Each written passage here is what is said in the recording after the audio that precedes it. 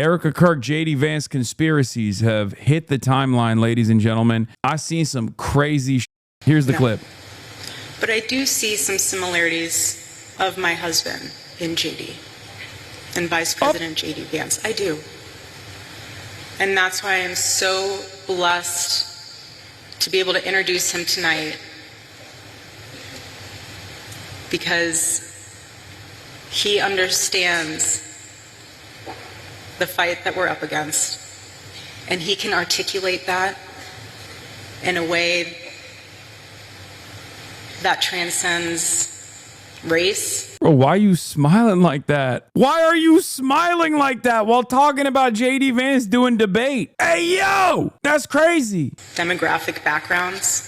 Maybe she just loves debate, bro. Have you guys ever thought about that? Actually, like, debate does do it for her, right? And the more you debate, the more it does it for her. This isn't even the craziest photo. The craziest photo is when she grabs him by the back of his head. I never seen nothing like that on camera. Bro, she straight up caressed this man. She straight up caressed this man's hair, bro. It was crazy. I ain't never seen nothing like that. I didn't even see it until it was popping on Twitter. It turns out it's on TikTok too. Let's take a look. JD Vance's first wife, Usha, has got to be looking for an exit plan after the last few days.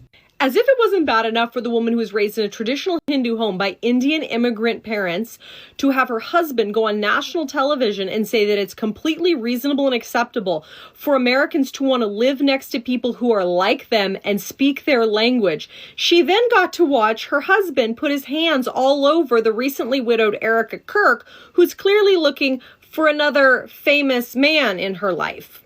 And then he goes on stage and religiously shames his wife for not being Christian and hopes and tells the whole world that he hopes that she'll convert to Christianity and find the right path. And then at the same event, he ties immigration to assimilation. If you don't understand how that relates to the former statement about Usha Vance's traditional Indian and Hindu upbringing, I'm just curious. I don't know many women who would be okay with their husband going on stage and talking about them like that and then hugging another recently widowed woman the way that he did. It gets even crazier. He doubles down on hating Usha. What a disgusting comment. And it's hardly been the only one along these lines. First off, the question was from a person seemingly to my left about my interfaith marriage. I'm a public figure and people are curious, and I wasn't going to avoid the question.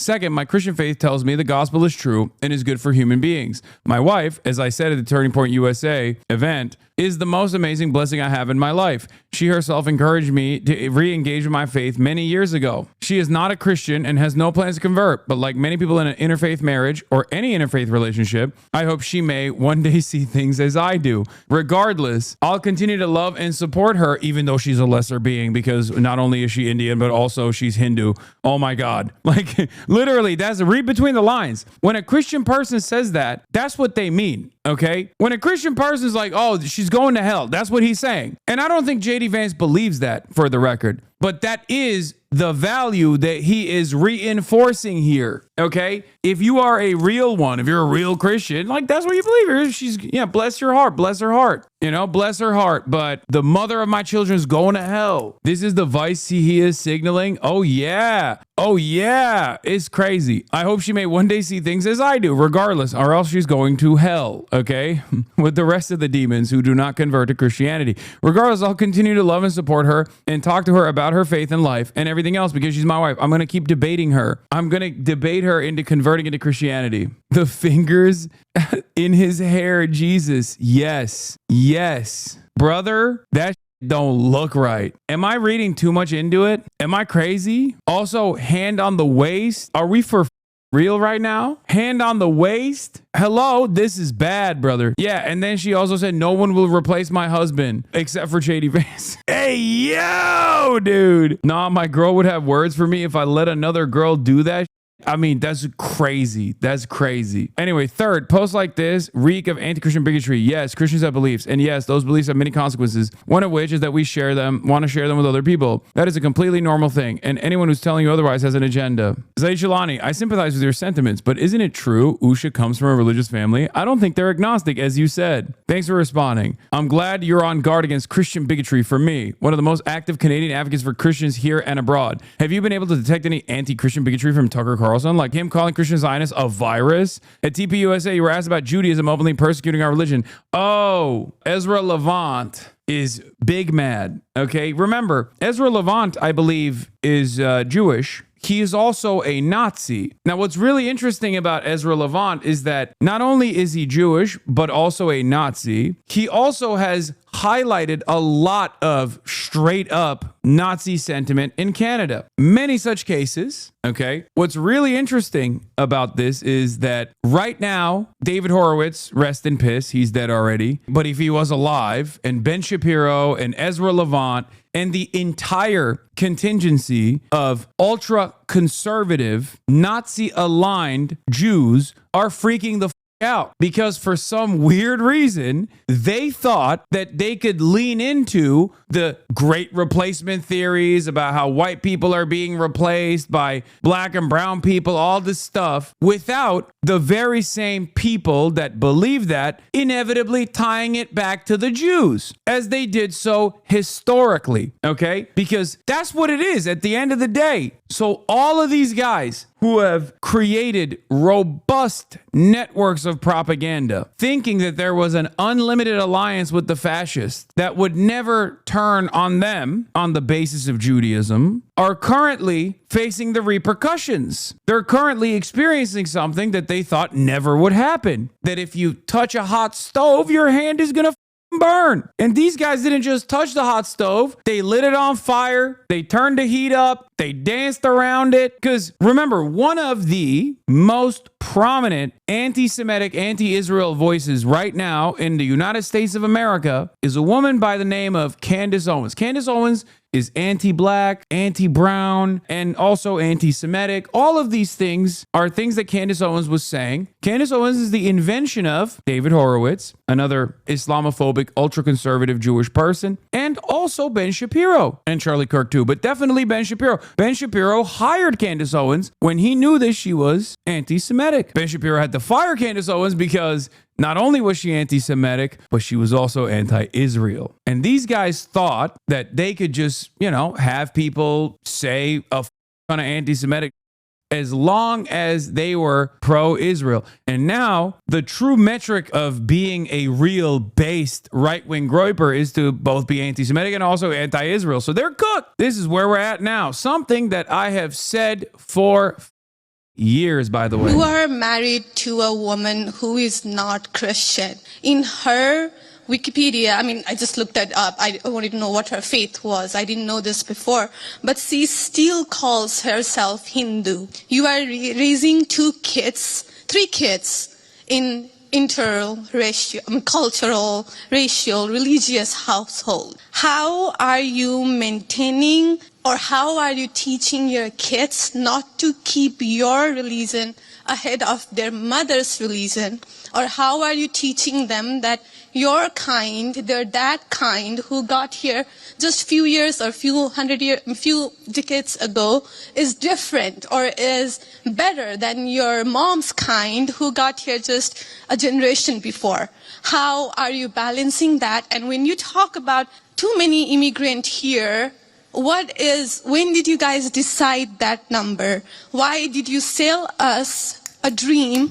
You made us spend our youth. What do you mean? What the is this question? She's popping off, dude. My queen. Chatters give no grace to someone whose second language is English. Calm down and listen to her words. She's saying you got an Indian wife who's not Christian and you're out here kicking big game about Christian nationalism and how immigrants are bad. Like, how do you educate your children on that? It doesn't make any sense. So here's the thing. I can believe that the United States should lower its levels of immigration in the future while also respecting that there are people who have come here through lawful immigration pathways that have contributed to the country.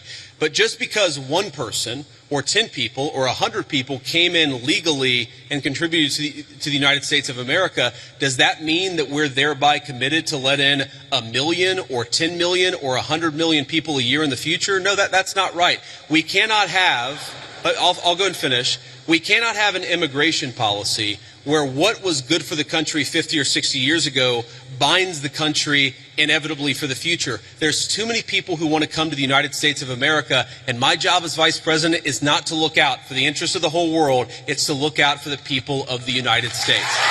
Now, Dog, your wife is Indian. Owned. That's it. Do you feel like your wife is here taking advantage of American prosperity, or do you feel like your wife has contributed to American prosperity? That's the question. For white people who are coping about their position in society, that's the problem. Racist people think Indians, Muslims, whatever, brown people, black people, they come into this country and they take advantage of it. That's not the case. That's not the case at all. I mean, I would say it's a deep shame that he won't even factor that into his conversation here and use his own personal experience with a loved one to say, like, immigrants make this country great, because he can't say it. But that is the reality. He's so shameless. You asked a personal question about our interfaith household.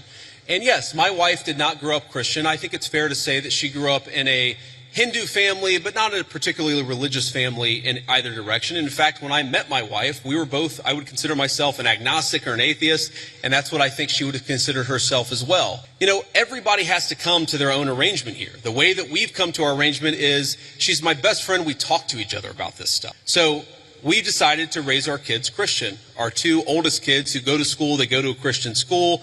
Our 8-year-old did his first communion about a year ago. That's the way that we have come to our arrangement.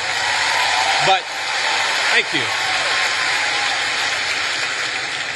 My 8-year-old was also very proud of his first communion. Thank you, guys. I'll tell him that Old Miss wishes him the best. But I think everybody has to have... It's so fake. When Hundo P, his kids are going to be atheists, dude. What a silly, stupid game we play still in this day and age. Everything that this man does is calculated. He is the biggest brown noser of all time. He will literally farm out his children to advance a talking point. A cynical little weasel. This own conversation when you're in a marriage. I mean, it's true for friends of mine who are in Protestant and Catholic marriages, friends of mine who are in, atheist and Christian marriages. You just got to talk to the only advice I can give is you just got to talk to the person that God has put you with, and you've got to make those decisions as a family unit. For us, it works out. Now, most Sundays, Usha will come with me to church. As I've told her, and I've said publicly, and I'll say now in front of 10,000 of my closest friends, do I hope eventually that she is somehow moved by the same thing that I was moved in by church? Yeah, I honestly do wish that, because I believe in the Christian gospel, and I hope eventually my wife comes to see it the same way. But if she doesn't, then God says everybody has free will, and so that doesn't cause a problem for me. That's something you work out with your friends, with your family, with the person that you love. Again, one of the most important Christian principles is that you respect free will.